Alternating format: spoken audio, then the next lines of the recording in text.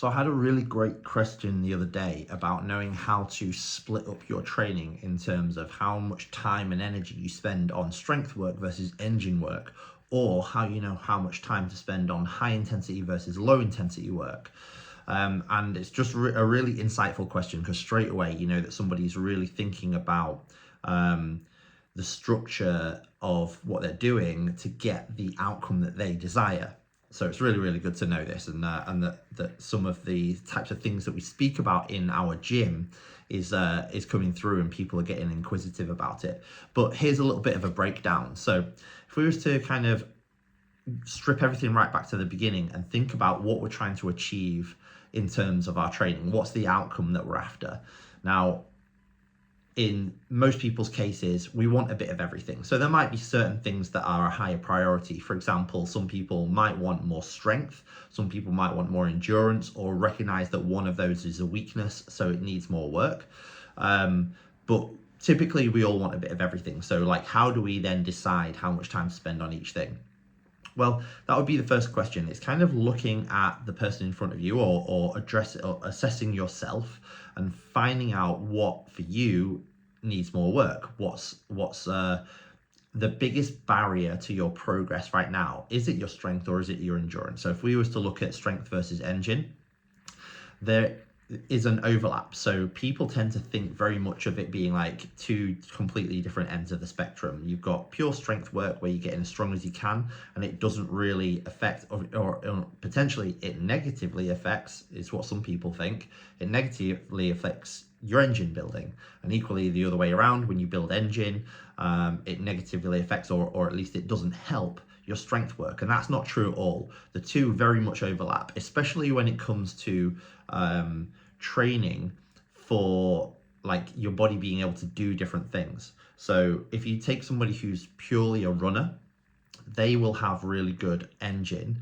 The strength might not be the same, but a runner is very good at running. That doesn't necessarily always translate into other endurance sports. So if you put a runner in a swimming pool, they're not necessarily going to be a really good swimmer, even though they've got very good cardiovascular health and ability. So this overlap that I'm talking about is where your body uses the strength that it has to produce a movement like a swim stroke, or like a step on a run, or like a pull on a rower, or a pull on a ski. And the strength that a person has can mean that every single repetition of that endurance exercise costs less energy. And because it costs less energy, you can then go further or create a higher output with less expenditure, and then you can do more. So the strength actually benefits the endurance training. And the same goes in reverse. When you build your endurance, what that means is that you have more available energy, and your body can keep providing that energy to your muscles to keep firing. So when you're doing strength work, before you get tired by rep number 5, your body might actually not get tired until rep number 10 at the same strength, just because you've got a decent engine. So the two actually do overlap, even though they're they're sort of different sides of the spectrum. They do come together and they overlap, and one can really, really benefit the other. So it's worth identifying what the blocker is for you, or what the biggest lever to pull is. So you might decide that, when you're training, you notice that your muscles are aching and burning before your breathing is spiking, or vice versa. You might notice that your breathing is spiking, but your body feels like it's still okay to carry on. That's going to give you a bit of an indicator just intuitively. There are obviously tests that you can do. You can go out and do endurance tests and then compare that to what you would typically expect to see people do. You can go out and do strength tests and compare that to what you would typically see people like you expect to do. And then you can say, okay, on the endurance side, I'm running at about just above average, but on the strength side, I'm running just below average. Therefore, I know that I probably need a little bit more work on strength. Now, when you've identified that, you can then start to structure your week based on what you've seen. So for example, a really good weekly structure, depending on how many times per week you train, might be 3 strength days and 2 endurance days, if you've identified that strength needs a little bit of extra work.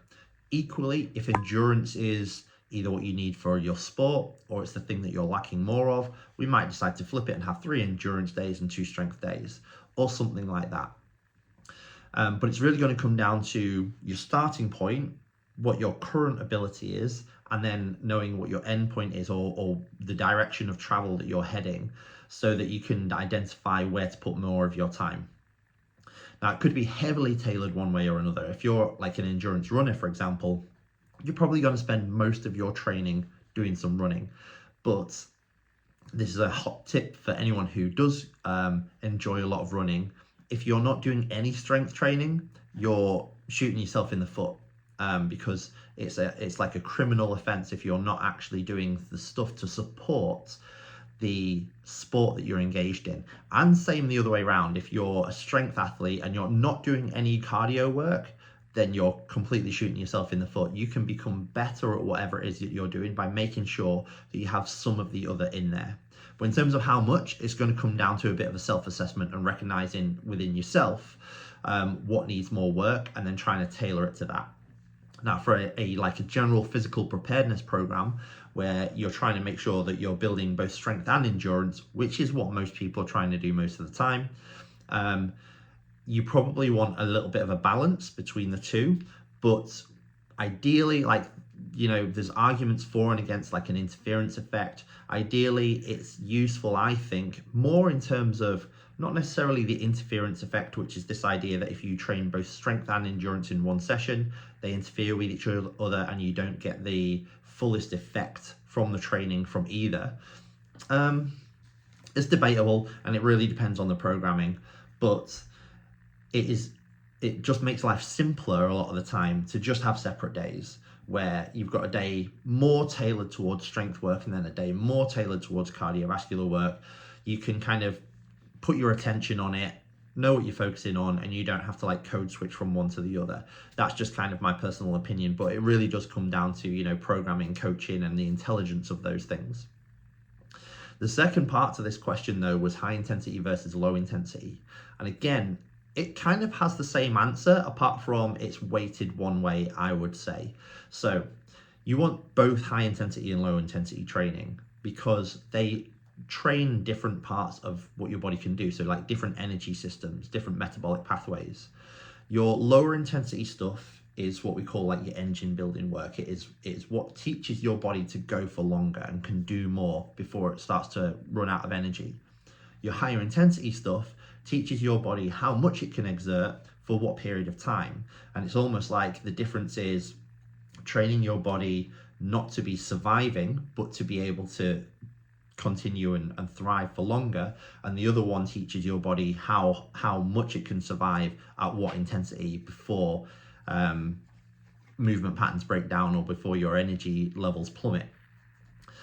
So that's why I would argue that we would more heavily weight this towards your engine building, your longer, steadier state endurance building work, because the common phrase is the bigger the base, the higher the peak.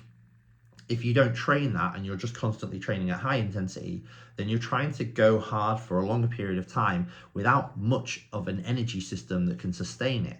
Whereas if you do a lot of work on building that base level of endurance at a lower intensity, because you have to be at a lower intensity to go for longer, then if you've built a really, really strong, wide base, then even if you haven't yet built up the high intensity stuff, you do have the ability to build up the high intensity stuff. But you can't do the same in reverse. You can't maximize the high intensity work that you can do beyond the endurance that your body has. So in terms of intensity, we would weight it more towards lower intensity, continuous work for a longer period of time than your higher intensity intervals. But that still doesn't mean that we should neglect either. Both of them need attention.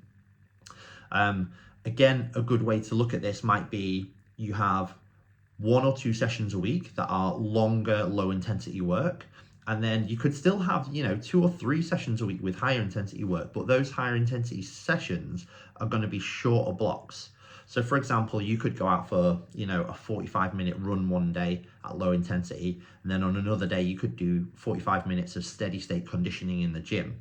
And that's an hour and a half of aerobic base building. And then you could have 3 days where you do, 10-15 minute metcons at the end of a session, which only equates to about 45 minutes total during the week. So you've got an hour and a half of base building and 45 minutes of your higher intensity stuff during the week. So you've got double the amount of base building work than the high intensity stuff, but you've had more, funnily enough, more sessions on the higher intensity stuff. So you're getting a nice balance, and also you leave your training sessions feeling accomplished when you do those higher intensity stuff, because there's very much a culture of feeling like getting that sensation of having worked hard and sweating your ass off, making you feel like you've done enough work to kind of build that stuff, which is why a lot of people do miss out and don't do enough of the lower intensity stuff. But that's probably like one of the things that is the most missing ingredient for people, but probably where more of the work should be put. How much you do, again, depends on you as an individual, what your starting point is, what your end point is, and what you're trying to achieve, and what your biggest blockers are. So that comes down again to knowing yourself and a self-assessment.